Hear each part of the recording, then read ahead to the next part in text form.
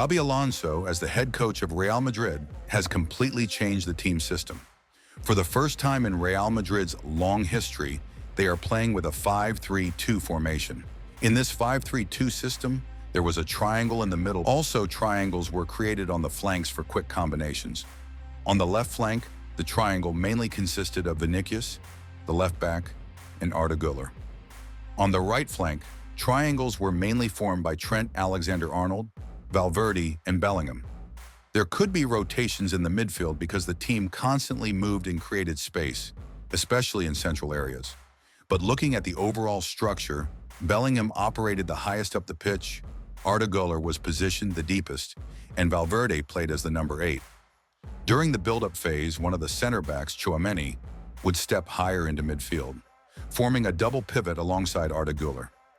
Meanwhile, the other two center backs would spread wider, with the Real Madrid goalkeeper positioning himself centrally between them.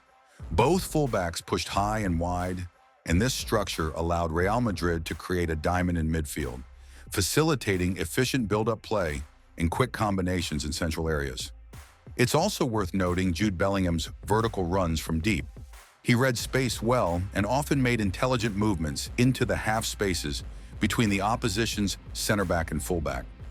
Another key aspect was the work rate of Madrid's left full-back, who frequently timed his runs perfectly to arrive in the final third, ready to attack crosses or cutbacks. Overall, Real Madrid preferred to play through the center, relying on quick combinations, which their technical quality allowed them to execute. In one instance, after just 4 passes, Vinicius Junior found himself inside the opponent's penalty area, one-on-one with the goalkeeper, but failed to score. In the next sequences, after just 2 passes combined with a creative backheel, Vinicius was again played through into the box. As an alternative, Real Madrid also utilized direct long balls in behind. Whenever there was space to exploit, both forwards, Vinicius Junior and Gonzalo Garcia, immediately attacked the depth after turnovers. On one occasion, this led to a goal as Vinicius beat his defender and finished with a low strike into the corner. Real Madrid also pressed in a 5-3-2 structure, where the 2 forwards were responsible for initiating and directing the press. 3 midfielders were tasked with covering the central areas, but this naturally left space available on the flanks, particularly noticeable early in the match. Most likely this was due to Real's players not being fully accustomed to this shape yet. Ideally, that wide space was supposed to be covered by the left wing-back Garcia. Alternatively, Alonso might have relied on one of the central midfielders to shift over and close down that passing lane. But in reality, this didn't always work. Garcia often stayed deeper, prioritizing covering the central areas rather than pushing high on the flank. As the game progressed, however, the left wing-back started playing more aggressively, pressing his direct opponent on the wing upon their first touch and pushing higher up the pitch. Despite that adjustment, issues remained, particularly on the right side. One telling moment early in the match saw 2 Real Madrid players literally pointing at an unmarked Salzburg player in wide space, unsure who was responsible for tracking him, ultimately allowing him to receive the ball freely. A clear example of miscommunication, but also understandable given this was Madrid's first outing using such a system. Another moment shows real defending in their 5-3-2 block. The left wing-back steps into central areas to follow his man, while Valverde can be seen gesturing toward an opposition player, seemingly expecting Trent Alexander-Arnold to step up and engage. But this situation opened a pathway for Salzburg to transition from defense to attack. As the game continued, the left flank became more adventurous, especially with Garcia pushing higher. However, this introduced risk. When the wing-back pressed high, he vacated his zone. And if Salzburg's forward managed to hold up the ball, the entire wide area behind Garcia was exposed, making Madrid vulnerable to counterattacks. This scenario could be exploited by future opponents. It's also worth mentioning Vinicius Junior's defensive contribution, or lack thereof. He often showed minimal intensity off the ball, making half-hearted pressing runs without fully engaging. He allowed opponents to progress the ball even when positioned close to them, and this happened repeatedly. It's clear that Vinicius simply isn't committed to defensive work, something that has always been part of his game. This raises a serious concern. When Mbappe joins the team, And if Madrid continues to play in a 5-3-2, will he also neglect his off-ball responsibilities? One example shows Vinicius casually jogging as the opponent progresses the ball, leading to a pass out wide into empty space. Neither Vinicius nor Arda Güler react quickly enough to close it down. There's a glaring 6 to 8 meters of space between them, allowing the opposition to comfortably receive the ball inside Madrid's penalty area and take a shot. With higher individual quality from the opponent, this could have easily resulted in a goal.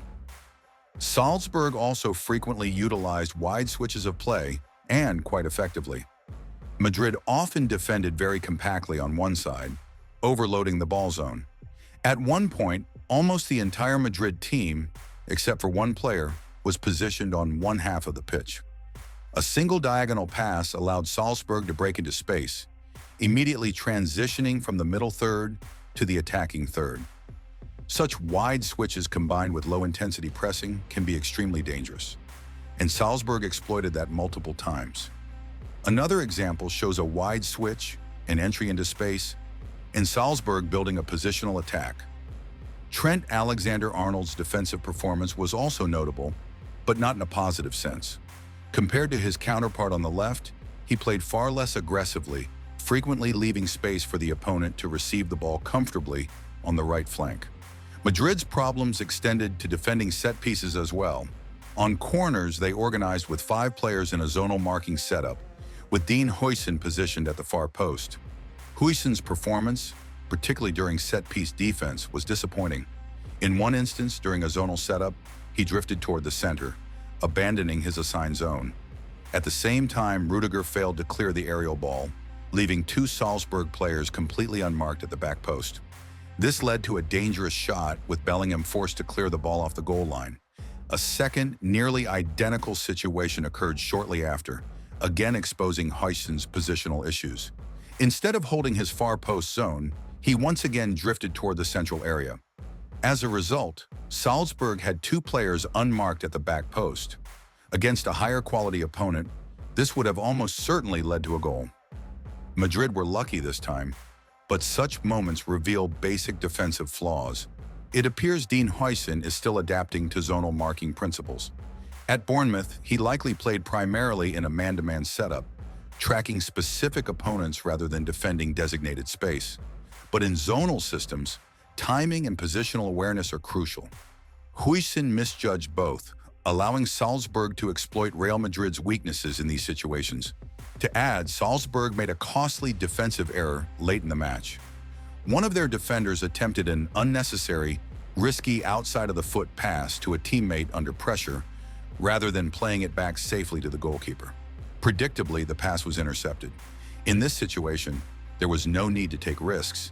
Passing back to the goalkeeper would have been the sensible option. A flashy pass provided no real advantage in terms of building play, breaking lines, or creating a numerical superiority. Sometimes the most effective choice is to play simply and securely. To sum up the match, it's clear that this was the first time the team played in such a formation, the very system that earned Xabi Alonso so much respect as a coach. But the squad still needs time, more training sessions, and a full preseason to properly adapt to playing with a back 5. At the moment, things look a little chaotic, and to be honest, I personally prefer Vinicius in his natural winger role rather than playing as a central striker. He's far more dangerous in isolated situations out wide, using his dribbling and ability to create chances rather than just attacking the space in behind as a pure forward. Real Madrid and Xabi Alonso will eventually face a decision. Will Alonso adapt to the squad and modify his approach, or will he try to impose the same system he used so successfully at Bayer Leverkusen? And honestly, I think the right solution is to tweak the approach and play with a back 4. Real Madrid has the individual quality in the squad to play that way. Drop a like and let me know in the comments. What system do you think Real Madrid should use? And don't forget to subscribe to the channel for more tactical breakdowns and in-depth football analysis.